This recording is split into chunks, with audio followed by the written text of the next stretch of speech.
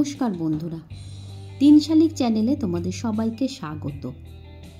এখন খুব ট্রেন্ডিং একটা খাবার প্রায় প্রতিটি ফুড ব্লগারদের ভিডিওতেই দেখা যায়, সেটা হলো বাসন্তী পোলাও। কিন্তু আমি যেটা বুঝেছি বা জেনেছি সেটা হলো আমরা যে পোলাও করি সেটাই এখন বাসন্তী পোলাও বলে চলছে। যেহেতু হালকা হলুদ একটা ভাব থাকে, সেখান থেকেই এই বাসন্তী পোলাও। চলো দেখো আমি কিভাবে এই পোলাও বানাই। প্রথমে গোবিন্দভোগ চাল 8 ঘন্টার মতো ভিজিয়ে রেখে দিয়েছিলাম। এরপর চাল খুব ভালোভাবে ধুয়ে একটা বড় ছাঁকনিতে রেখে সম্পূর্ণ জল ঝরিয়ে নিয়েছি। এই জল ঝরানো চালের মধ্যে দিয়ে দিলাম একে একে লবণ, গ্রেট করা আদা, হলুদ, সামান্য জায়ফল ঘষুনিতে ঘষে দিলাম, আর দিলাম 2 চামচ সর্ষের তেল। সব কিছু খুব ভালোভাবে মাখিয়ে নিলাম। মাখানোর সময় আমি সর্ষের তেলই ব্যবহার করি।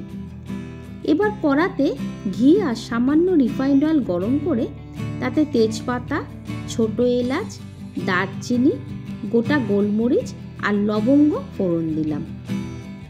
ফোড়নের ভাজা গন্ধ বেরোনোর সঙ্গে সঙ্গেই মশলা মাখা চালটা দিয়ে দিলাম।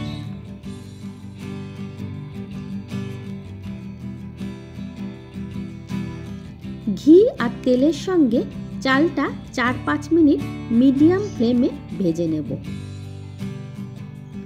আমি চালের মধ্যেই কিশমিশ আর কাজু বাদাম দিয়ে একসঙ্গে ভেজে নিচ্ছি।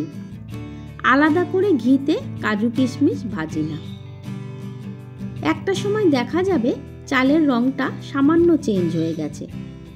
এই পর্যায়ে আমি জল দিয়ে দেব। আমি সবসময় চাল যতটা নিই তার ডবল থেকে কিছুটা কম জল নিই।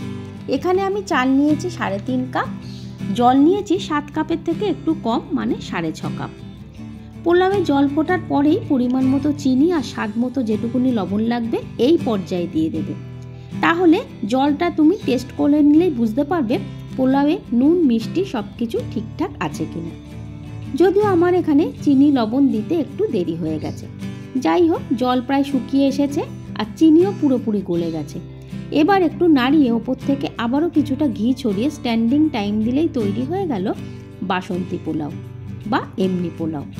পরে তোমাদের পোলাও বেড়ে দেখাচ্ছি কতটা ঝরঝরে হয়েছে। পোলাওয়ের সাথে করলাম বেগুনি। বেগুনির জন্য বড় বেগুন পাইনি, ছোট বেগুন নিয়েছিলাম। বেগুনির জন্য বেসনটা লবণ, সামান্য চিনি, হলুদ, সামান্য কাশ্মীরি লঙ্কার গুঁড়ো, কিছুটা পোস্ত আর গরম তেল দিয়ে মাখিয়েছিলাম।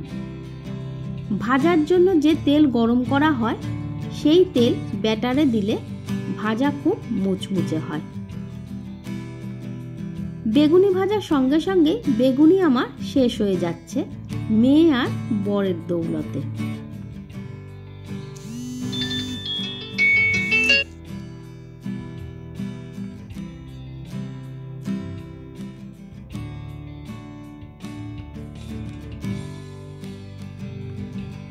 আমার বেগুনি ভাজা শেষ হলো। এইটা কি বলো তো বন্ধুরা? এটা হলো আলুনি, মানে আলু কেটে বেগুনির মতো ভাজা। এটা করলাম বিশেষ করে মেয়ের জন্য। দেখো কতটা ঝরঝরে পোলাও হয়েছে। পোলাওয়ের সাথে বেগুনি তো তোমাদের সঙ্গে আগেই শেয়ার করেছি। এবার চলো দেখে নিই আমি দুপুরে কি দিয়ে খাবো। সাথে রয়েছে আলুর দম আর পায়েস।